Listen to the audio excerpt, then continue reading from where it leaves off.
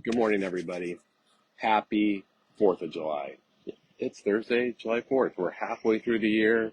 We're at a major holiday. This is Americans' sixth favorite holiday. You know, that was the sixth favorite holiday. I think it was, I forget what it was. It was like Christmas, New Year's, Thanksgiving, and then 4th of July was tied for six. So I think it might be four, five, and six of us are tied. But, happy birthday, America. I'm new to this whole live stuff, and I'm doing it because I've been challenged to do it, and I'm learning my way. And I debated about whether I should do a live on the 4th of July, and should I just do a 4th of July based content, or what to do.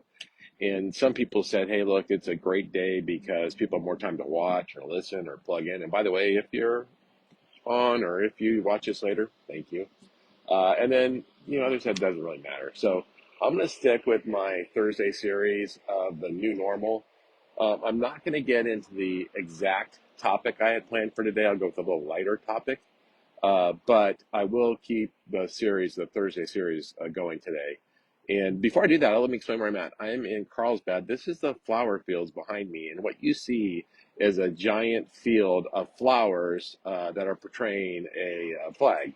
They do it every year. I think they plant it in, I think they plant it in late April or mid-April, and it comes to bloom right at the end of June. This is towards the end of it. They'll probably only have this in a couple more weeks.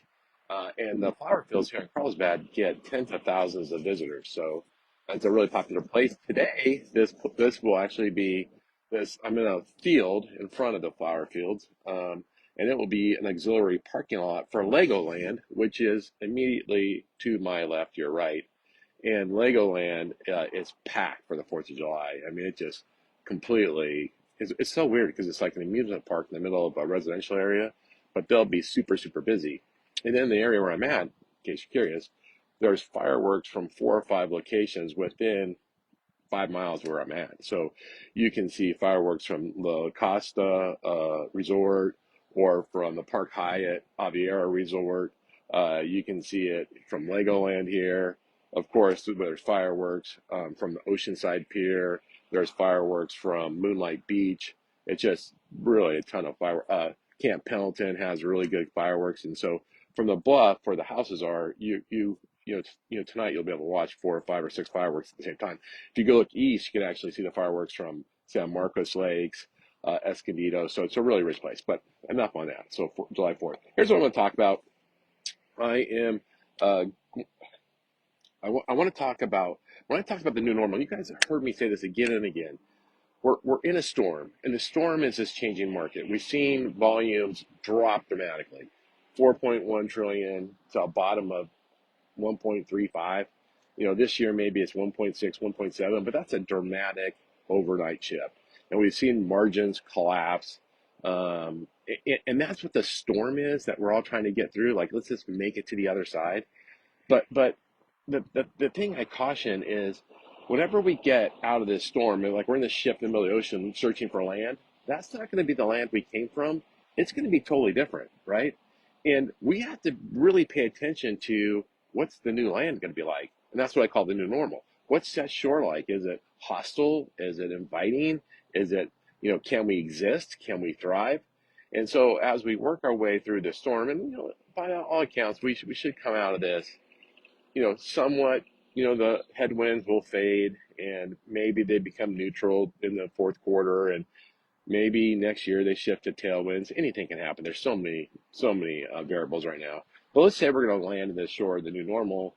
And, I believe my job, my role in the industry, my role for the companies I serve is to help them find a way to land in the land of the new normal and thrive. And so what I thought I'd talk about today as I continue this series is, and by the way, with the one I was going to do today that I'll talk about next week is your expenses create friction with your clients, which I cannot wait to talk about, but I thought I'd save that for next week. But I want to talk about, gosh, what's changing. And I'm going to do this by sharing a conversation I had with the loan officer the other day. And here's what the loan officer said. The loan officer, who is a top producer, was wistfully thinking back to just a few years ago. And he's like, Ron, you remember when I had that account, a builder account, a large builder account, by the way? I had that builder account, and the builder had like 30, applications for every home, and the only way they could buy a home is if they used me. And I gave them great service, and we gave them great everything, but I was able to keep full margins, full comp, and conversion rate was great. What can we do to go back to that? What can I do to go back to full margins and full comp and high conversion rates, and I said, nothing. We can never get back there. And he looked at me dismayed, and he's like, what are you talking about? And I said, here's what's changed. And this is part of the whole point about the shore of the new normal. Everything is changing. Everything. Right. And so what I said to him is, I go, today, right? Let's say you were helping that builder. It's not this. Let's pretend it's D.R. Horton. Of course, D.R. Horton has their own mortgage company. Let's say it's D.R. Horton, and the borrower's mandated to use you, right? And from that, you maintain full margins, full comp. Well, here's what happens. If your rate is at all out of the market, your competitors know, right?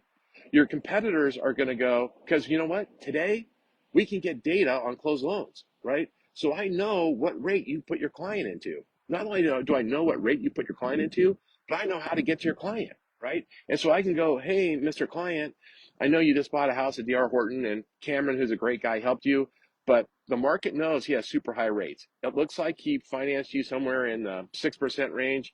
I could refinance you today, 30 days later. I could refinance you today at 5.5 at no cost, saving you $350 a month. I would love to help you, right?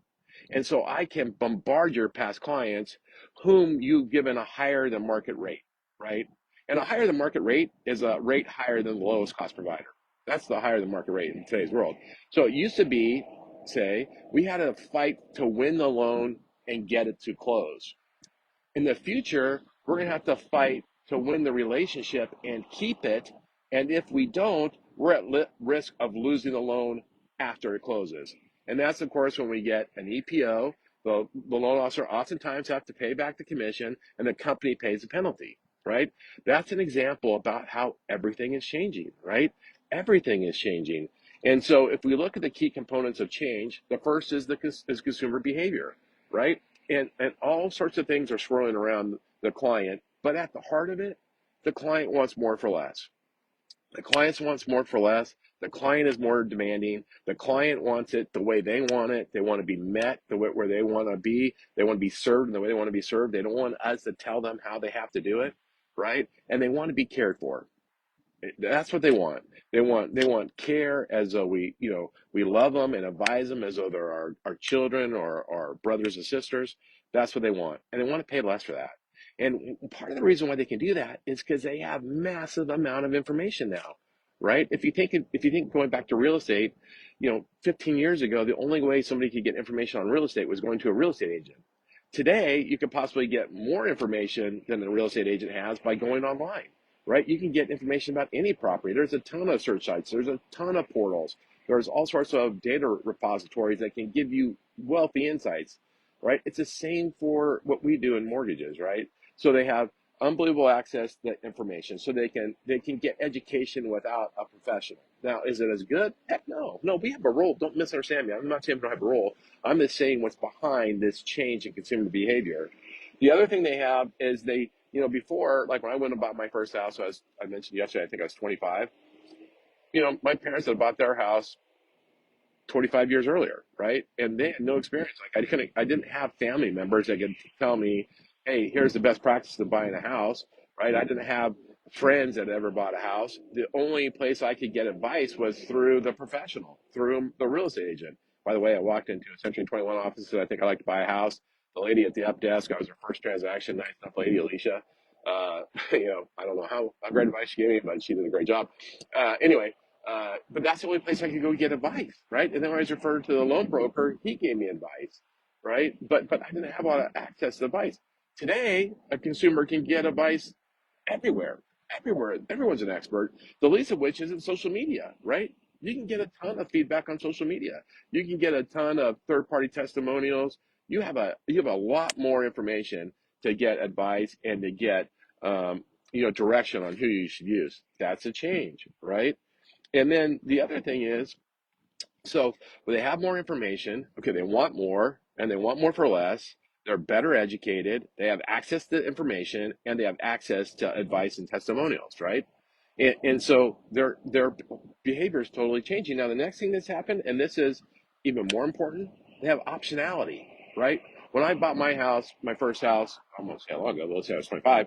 I had I had to find all my paperwork, and back then, your W-2s were in triplicate. You had to get like a box of paperwork, and you lugged it to the mortgage, broker's office, and took them like half hour to make copies, and then they did applications in triplicate. The whole process took a long time, right? And there wasn't, like, guidelines were subjective. There wasn't credit scores back then. There was credit reports on credit scores, and it was on art. I had my first loan was through Great Western, and the loan officer packaged the file, and took them a lot of work to package the file, and then it went to underwriting, and they kind of subjectively looked at it, and then the loan officer had to come back and meet with me again, and we worked on the package, and it took a while to get the loan approved, right? Because it wasn't like DU. There was no DU. It was all manual, and there wasn't, the things like credit scores. There wasn't AUS. And so that was really an arduous task. Like, getting approved for a loan took about a dozen hours on the consumer's part, right?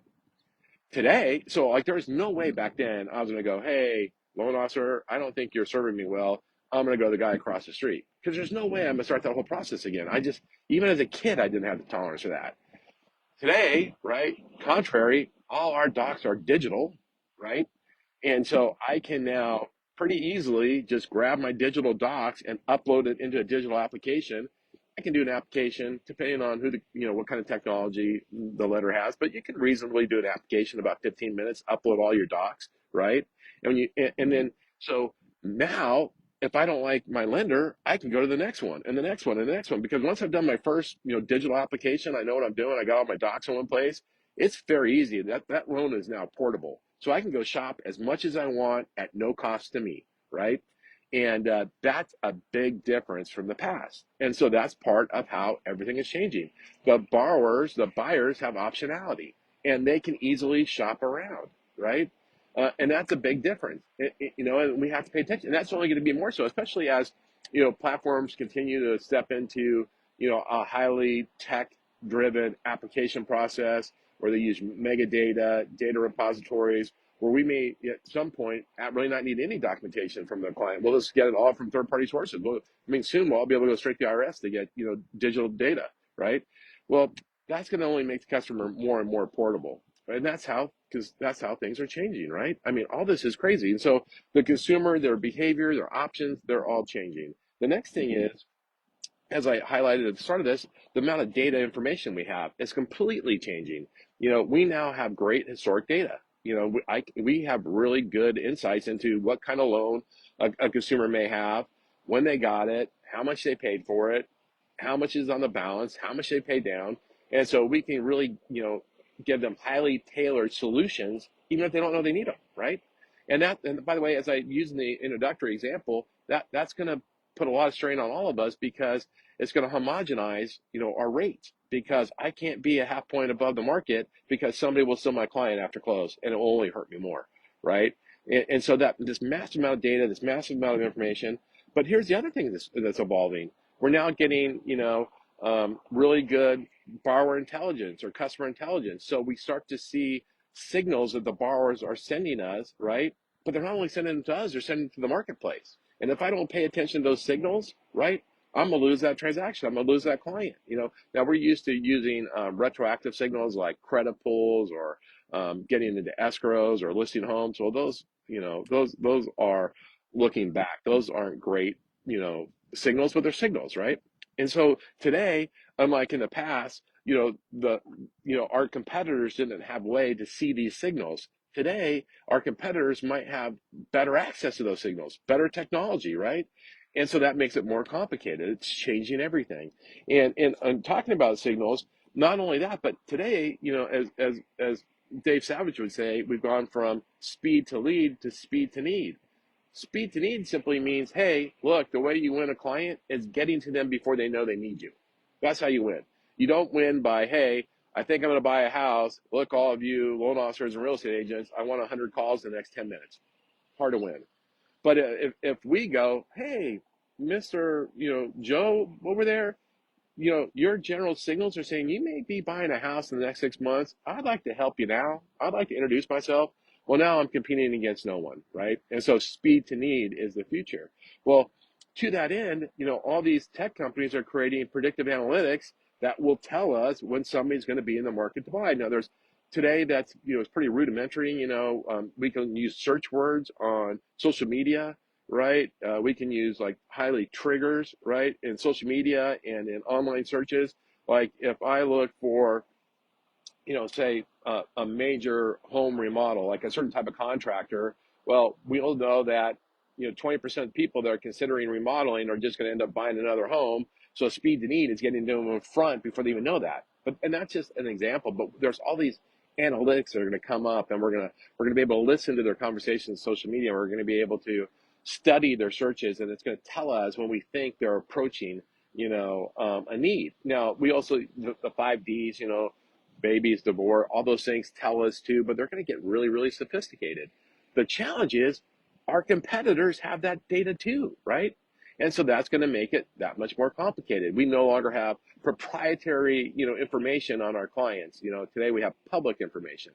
It's just how well do we use it, and how much do we subscribe to. So the data and information is totally changing, right? Even getting to the consumer today, in the old days, back when I started, you would do door hangers and you would knock on doors and, and you would do mailers. Mailers are really big. And then you would do cold calling, today though, you can highly target a client, right? I mean, through social media, through data, you can target your exact client and you can stalk them. I mean, you can show up everywhere. You can read. I mean, the way you can do display ads wherever they show up, and you can retarget them. It's amazing how much you can get in front of them. That's all changing, right? Everything's changing. Now, when I say everything's changing, the service we provide isn't going to change. Like the value we can give doesn't change. Convincing the buyer, the borrower of our value, winning the relationship, keeping the relationship, all that's changing. And all that means is we have to get better. That's all this means. It doesn't mean our opportunities are gone. Now we're going to have to calibrate our margins and calibrate our comp. We're going to have to elevate our value. We're going to have to elevate our advice. We're going to have to master our words. We're really going to have to hone our craft to win in the future. But the people that do that are going to win big, right? And the people that don't are unfortunately not going to make it. And so the Pareto's principle, I continue to think it's not going to be 80-20 in the future. It might be 95-5. It's really going to be dominated by the people that figure this out. I want to say a couple other things. There's a couple other things changing, and that is, competition is changing. Competition, I mentioned, they have all the same data. We don't have proprietary information about most of our clients unless we really work the relationship, right? Our competitors might have better prices. They might have a thinner expense stack. They may be more efficient at their business. They might have economy of scale. They may have different goals. I shared the article last week. It was a great article by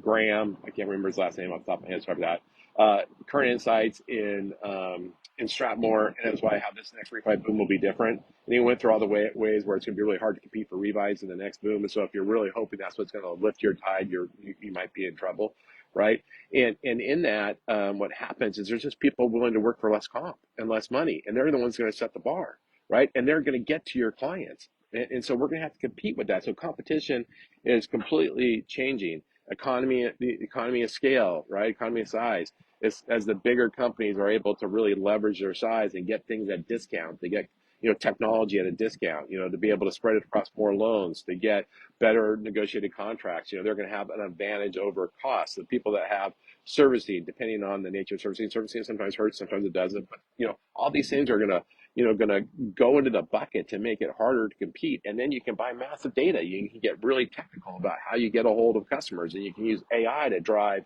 your prospecting campaigns that are highly targeted, highly, tailored to your customers. All that's changing, and we have to just be aware of these changes.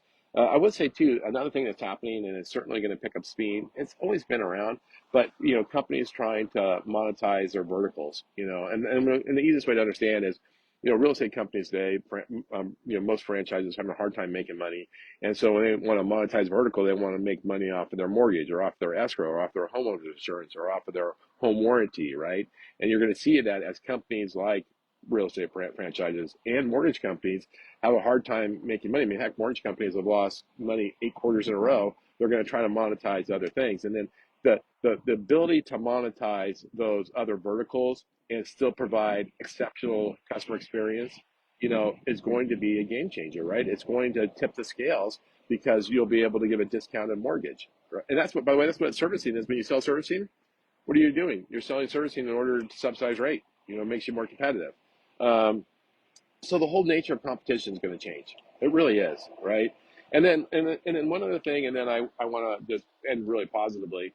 I think government oversight is going to really, really change, and it's going to change in good and bad ways.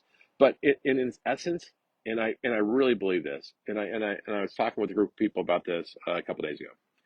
If I sit down, and let's say I'm a loan officer, and on Monday I sit down with the Jones, and man, the Jones are great borrowers, perfect, everything's awesome. And I go, I really want to help you on this path.